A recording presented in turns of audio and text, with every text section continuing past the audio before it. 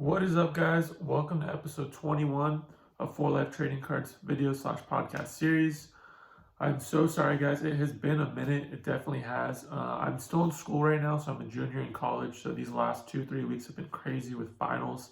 So I really haven't had the time to put a podcast and video out. So I'm super stoked to do it now. I'm going to be on winter break for like a month, so I'm going to be putting out a bunch of content. So hopefully you guys stay tuned for all that good stuff today.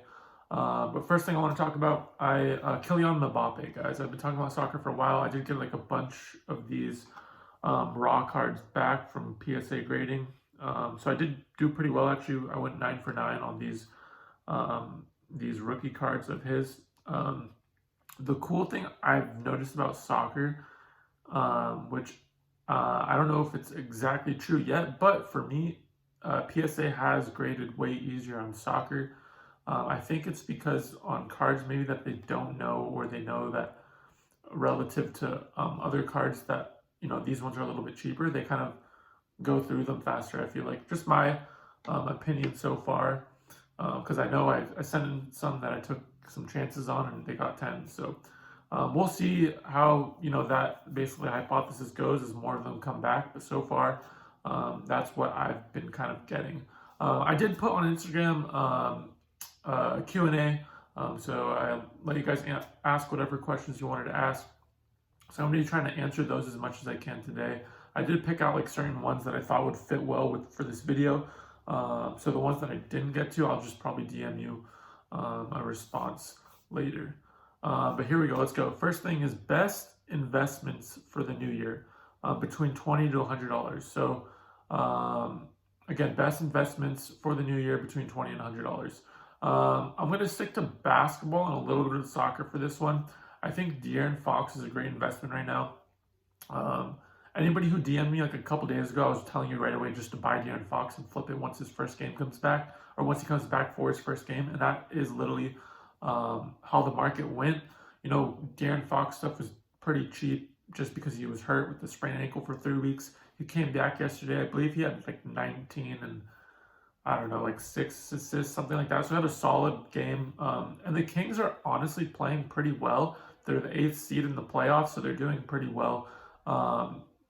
Given that, they don't have, the star guys, but, they have the quality players, and they were without De'Aaron Fox. So Buddy Hield kind of kept the team going. So I think what Luke Walton has to find out is how he's going to put, De'Aaron Fox into that mix, which I mean, he's going to be able to. De'Aaron Fox is going to be the centerpiece of that team.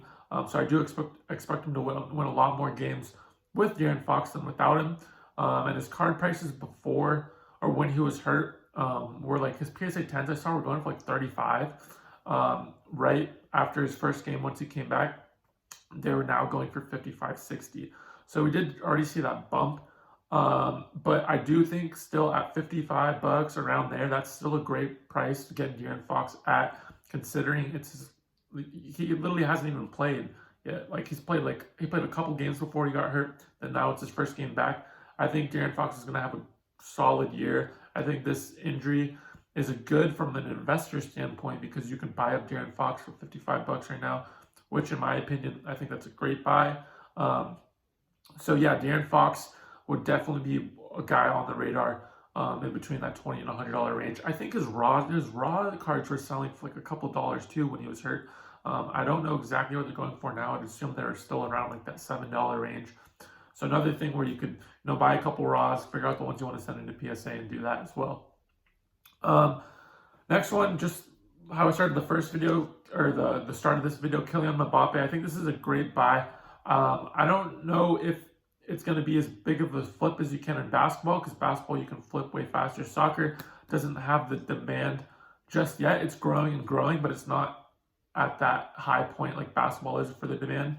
But definitely, I think these Kylian Mbappe cards are huge. I think these are great buys right now, guys. You can get his raws of this for like anywhere from $5 to $7, and then his graded ones are like $40. So definitely something to consider. I've said it before, I think soccer is going to keep growing. It's the fastest growing sport in the US, so I just think their cards are just going to keep going up with that. And I do think once you get closer to the World Cup, you're going to see these types of cards like increase in value overall. I mean, I think if you've been watching the soccer market over the last 2 or 3 weeks, you've seen Messi, Ronaldo, and even Mbappe stuff grow. Not to the extent of basketball, but still you saw the growth. It's just crazy to me how you can get like a Kylian Mbappe, basically rookie card. I mean, there's a sticker that's considered as rookie, but this is his alternative rookie, I guess, if you will. It's just crazy to me. You can get these a Kylian Mbappe, basically a superstar in soccer, is graded PSA 10s for only $40. Like if Kylian Mbappe was like a basketball player, it would be like a $200 card at least. So it's crazy. So that's another great buy, I think, in between that $20 to $100 range.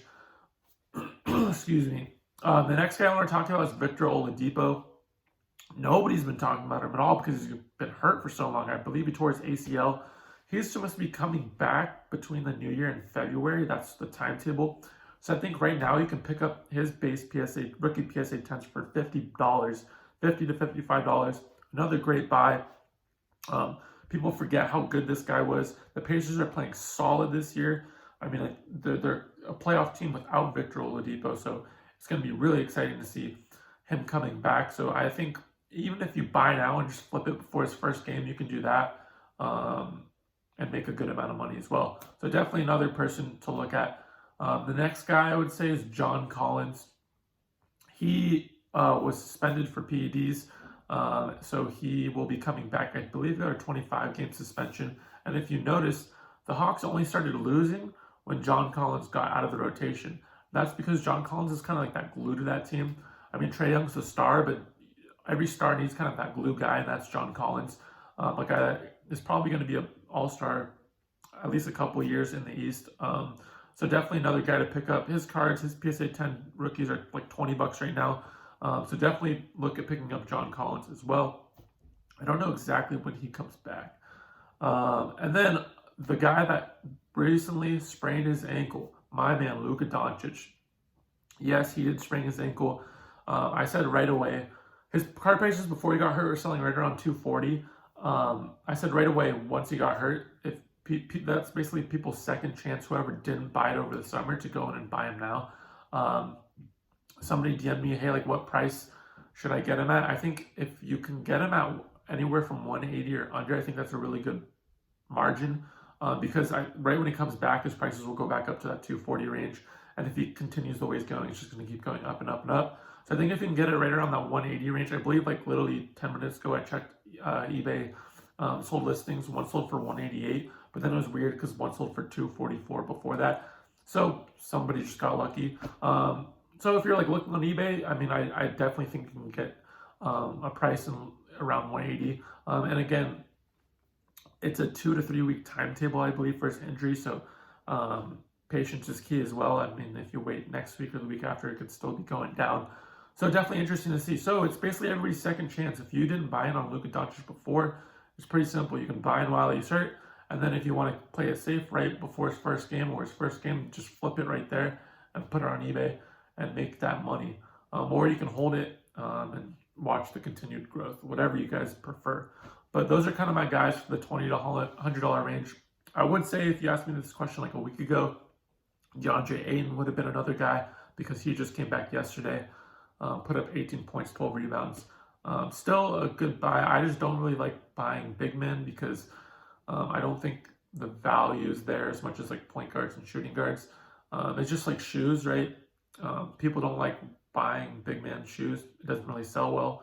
That's kind of my theory with sports cards as well. But to each his own. I just think that even though like the first couple years you can see like the prices pretty well on big men, I think it kind of dwindles down. But again, to each his own. Next one we got. Should I stock up on Ja Morant or RJ? This is how I go about it. I never buy rookies like at this time during the year because prices always start up super, super high and they just slowly continue to go down. I think around that February range, March, right around there, maybe late January, is the time to start buying on that stuff because the prices kind of settle and it's not fluctuating as much as it is right now. I mean, again, guys, like you could have bought when Zion Silvers first came out, they were like the raws. I saw a couple go for like 2,500, and now they're like a little under 400. So that's just a huge decrease in value.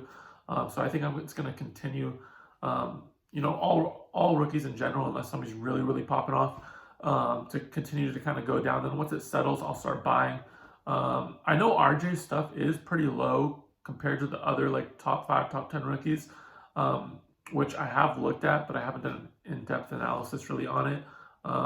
But it is weird to see that RJ is a little bit lower than all the other guys. But overall, I think the time to buy is going to be February, March. I do think John Morant's going to be a stud. I've watched him play. There's no question he's going to be a multiple-time All-Star. I love watching him play. He's got the dog in him. And his bounce is unbelievable. Like, unbelievably crazy. I can't even explain it. He reminds me of like it's hard to compare him to people because he's so different, but he reminds me of like a Kyrie Irving with a Russell Westbrook. If you mix that, you kind of get an RJ, or not an RJ, but a John Morant. Just my opinion, though. He's a better shooter than Westbrook. He doesn't have the overall handles as Kyrie, but it's still a decent mix. I think he can end up being as dynamic as those types of players, though. I mean, he's done an amazing job. That's all I can say. I think RJ, people in New York want him to do good so fast. I believe he dropped 27 yesterday, but was struggling a little bit those last couple games beforehand. I mean, he's a bigger point guard, right? He's learning the NBA game. He's not the shooter. He's not as good of a shooter right now as John Morant. So it's going to take time, but I think Knicks fans really need to be patient, and that's literally all they have right now in Randall. So I think they really need to be patient. I think he's going to be a really, really good player. But again, you're a young point guard in the league. We've seen this multiple times. It doesn't click, that first season or even that second season. It takes that third, fourth, fifth season for them to really start understanding the game and popping off. I mean, I think Jaws understood it really well and is having a great season, but not everybody's like that. And it wouldn't surprise me if RJ became better than a point guard than John Morant. It's so early, guys. It's only a couple months in. So it's basically who you want to buy and who do you think is going to be better overall through their career. So that's kind of my thoughts on it. Next question is are AD rookie cards undervalued? I did check the prices. The base PSA 10s are going for around $290. I think if he stays with the Lakers, because it is his basically contract year, which I assume he will, and he's with LeBron the next 2-3 years, and they do end up winning a championship or two, definitely an undervalued card. And all those things I've said, probably going to win a championship, probably going to stay with the Lakers. So it's assumed that his cards are undervalued to that extent. I remember before he got traded to the Lakers, I don't remember exactly what prices his cards were at, but they're definitely low. And I remember people were buying them, assuming there was going to be a trade, and then they sold it right when he got traded to the Lakers because the prices just went up a ton. But still a really, really good buy. A guy that, when healthy, is basically as dynamic as a player as Giannis. So that's not me being biased. That's just, if you really look at how they play, it is what it is. And the Lakers are probably going to go on a deep run, which is during that playoff run, his prices will go up, all that sort of stuff. So yes, AD is undervalued in my opinion. Next one. Dwyane Wade Chrome Refractor. Are they undervalued? Definitely undervalued. I don't know exactly what they went at. Let me check right here. Hold up. Sorry, guys. All right, yeah. So his last Chrome Refractor I saw sold for $152. You compare that to the LeBron sell from anywhere from $2,000 to $2,500. I would be careful. I would say this. Everybody knows my concept of buy before they get into the Hall of Fame, and then once they get in, or right around that induction period, sell it, flip it. So I wouldn't say, oh yeah, I would go buy Dwyane Wade right now, because he's still, I believe, like 3 years away from being eligible to being inducted. So it's not something where I would like be like, this is what you have to do over all the other stuff we talked about. But yeah, like if you have the money, maybe buy one now. But you could also buy in like a year or two, in my opinion, and you'll still get that same potential flip. Um, so yes, I mean Dwyane Wade is undervalued, but you could also wait. It's not something where you have to go hard in right now, in my opinion. Um, so yeah, and then other than that, guys, the other questions are sort of not really for this video. I'm gonna put in like a separate video, I think. Another card I've been talking about, Kobe 138's been talking about this like crazy. This is the card where you can flip right around induction period, in my opinion. Again, I was picking these up for like 120. It's fucking crazy. And then yeah, De'Aaron Fox I talked about. Luka I talked about. I want to talk about Lonzo Ball for a little bit, guys. So Lonzo, I literally just watched the Pelicans game. He did have a solid game, like 10 points or 12 points, like 6 assists, 6 rebounds. I was buying up Lonzo, basically predicting that Zion would be playing with Lonzo. And my whole theory was, he's going to be on House of Highlights throwing up lobs. And when I watched them play, their two playing styles really complemented each other. So, I mean, Lonzo prices haven't really jumped up at all. They're right around that $30 range. But I do think he's kind of the guy where it's a good risk to take, just because when Zion does come back, I really do believe that their playing styles are going to complement each other. And again, he's a young point guard who has shown that he can shoot the three, guys. I've been watching the Pelicans games. He can shoot the three now, guys. Like, watch him play. There's no sign of him not being able to shoot the three. He'll take it off the dribble. He'll take catch and shoot. I saw him dribble the ball into the lane and dribble it back out, turn around and shoot a three. There was no confidence like that last year. So I'm super excited to see that he can shoot the three. And again, just a guy that can do a lot of things on the floor. So not the time, I believe, to kind of sell on Lonzo Ball. I do believe it's a good time to buy before Zion gets back. Hopefully he does come back this year. But that's just my opinion. Wanted to kind of throw that out there for you guys to think about as well. Other than that, guys, I appreciate you guys listening to me. Again, I'm going to be putting out a bunch of content over this whole break. I'm going to be going to a couple, shows, and I'm going to try to get out there and do a lot of. I literally haven't been able to like sell or buy or anything the last like month or so, just because I've been super busy. But I'm super excited to get back into it. A lot of good stuff coming. If you don't know, I have a TikTok. Maybe some of you guys are watching my TikTok. I'm kind of doing well on there more than Instagram. So if you want to go and follow me on TikTok, it's @4LifeTradingCards. My Instagram page is @4LifeTradingCards as well. And then I do have like my personal Instagram page @BigSosh, if you want to go follow me on there. I'm starting to post more card stuff on there as well. But you can hit me up on either, or I'm always checking the DMs, trying to get back to you guys as fast as possible. If you're watching on YouTube, please like and subscribe. It would mean the world to me. Like, seriously, that would mean a ton. And then if you're watching on Spotify, please follow me. That would also mean a ton. Thank you guys, and I'll see you next time.